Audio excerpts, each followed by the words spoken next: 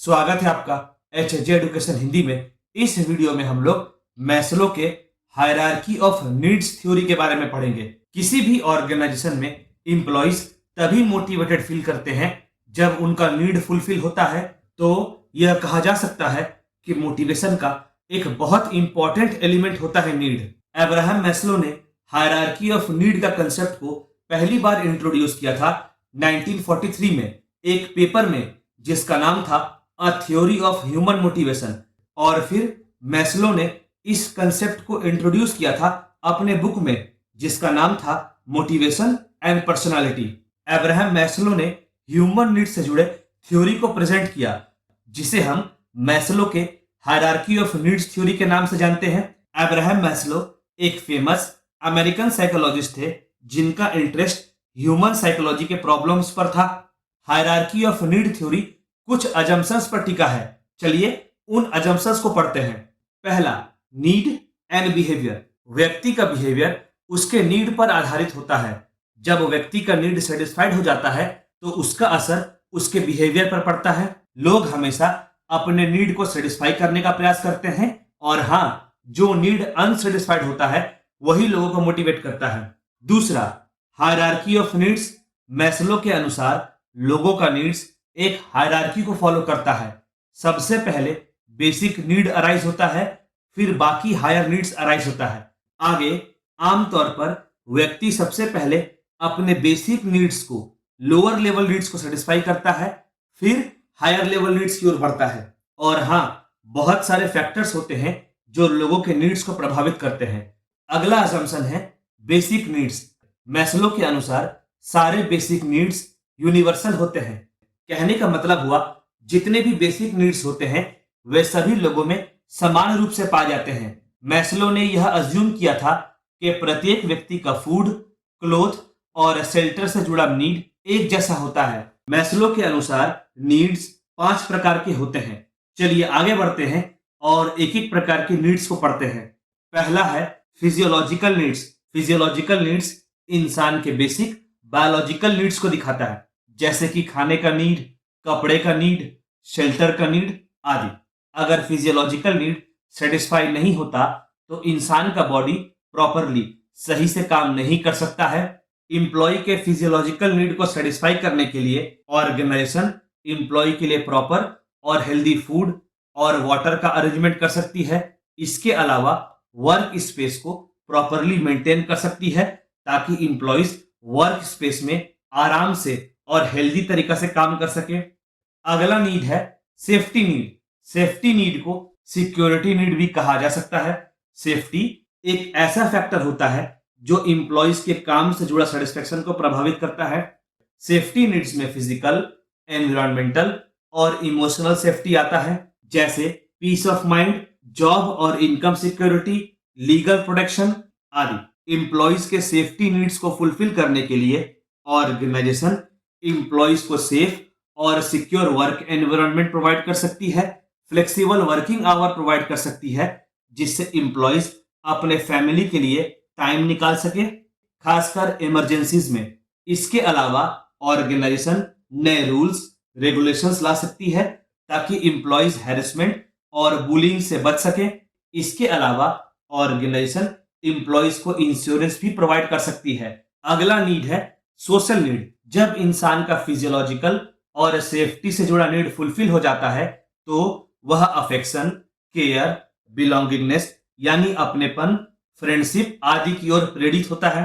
दूसरे शब्दों में, व्यक्ति सोसाइटी से अफेक्शन, केयर, बिलोंगिंगनेस, फ्रेंडशिप आदि को एक्सपेक्ट करता है। व्यक्ति चाहता है कि वह समाज में एक्सेप्ट किया जाए, वह किसी ग्रुप या क्लब का हिस्सा बने, समाज के लोग उसे लाइक करें आदि।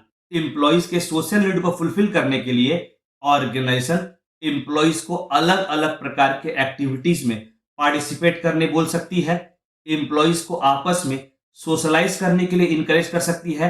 एम्प्लॉयज को लेकर एक ग्रुप बना सकती है, जिससे एम्प्लॉयज आपस में प्रॉपरली कनेक्टेड रहे। अगला नीड है एस्टीम नीड्स। व्यक्ति का सेल्फ रिस्पेक्ट, सेल्फ कॉन्फिडेंस, अच्छे काम से जुड़ा रिकॉग्निशन से रिलेटेड है एस्टीम नीड्स। इस लेवल पर व्यक्ति रिस्पेक्ट पाने का प्रयास करता है और दूसरे लोगों से एप्रिसिएशन पाने का प्रयास करता है।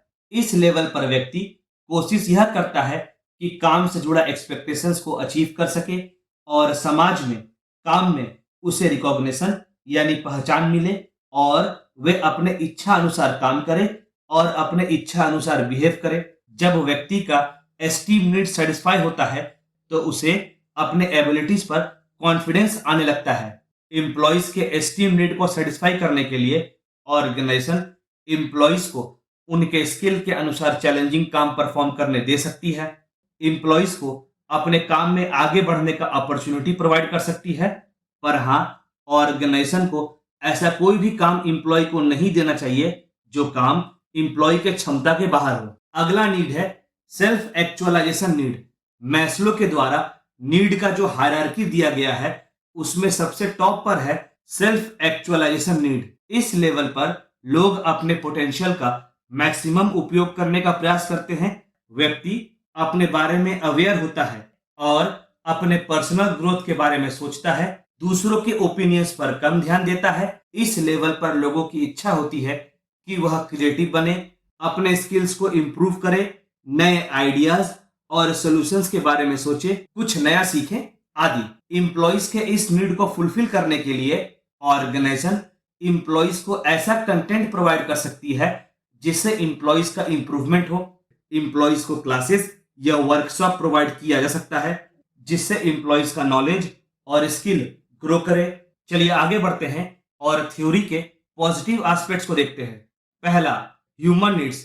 मैस्लो के थ्योरी ने बहुत अच्छे से समझाया है कि कैसे इंसानों के अलग अलग प्रकार के नीड्स होते हैं और एक नीड्स को अचीव करने के बाद व्यक्ति दूसरे नीड्स को अचीव करने का प्रयास करता है।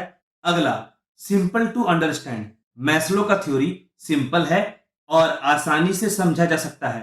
अगला, एप्लीकेशन ऑफ द थ्योरी। अलग अलग प्रकार के ऑर्गेनाइजेशन में इस थ्योरी को अप्लाई किया जा सकता है और एम्प्लॉइज के नीड्स को समझा जा सकता है। अगला, मोटिवेटिंग एम्प्लॉइज। मैस्लो का थ्योरी एम्प्लॉइज के अलग अलग नीड्स को समझने में हेल्प करता है, साथ ही साथ ऑर्गेनाइजेशन को एम्प्लॉइज के अलग अलग नीड्स को पूरा करने में भी हेल्प करता है। जब एम्प्लॉय का सारा नीड पूरा होता है तो एम्प्लॉय भी मोटिवेटेड फील करता है। थ्योरी के पॉजिटिव एस्पेक्ट के साथ साथ मैस्लो के थ्योरी का कुछ क्रिटिसिज्म भी देखने को मिलता है। चलिए उन क्रिटिसिज्म को समझते हैं। पहला, हायरार्की। मैस्लो ने अपने थ्योरी में नीड्स का एक हायरार्की प्रेजेंट किया है। हर व्यक्ति का नीड अलग अलग होता है तो जरूरी नहीं है कि हर व्यक्ति उसी क्रम में उसी ऑर्डर में अपने नीड्स को पूरा करना चाहेगा जिस ऑर्डर में मैस्लो ने नीड्स को प्रेजेंट किया है। अगला, कल्चरल डिफरेंसेस। मैस्लो के थ्योरी में अलग अलग कल्चर को प्रॉपरली कंसीडर नहीं किया गया है। इस थ्योरी को वेस्टर्न कल्चर को ध्यान में रखकर फ्रेम किया गया है। अलग अलग कल्चर में नीड्स सेम हायरार्की को फॉलो नहीं भी कर सकते हैं। अगला, वेरिफिकेशन। मैस्लो के थ्योरी को एम्पिरिकली मेजर नहीं किया जा सकता। कहने का मतलब हुआ यह पता लगाना काफी कठिन होता है कि व्यक्ति का नीड कितना और किस हद तक सेटिस्फाई हुआ है।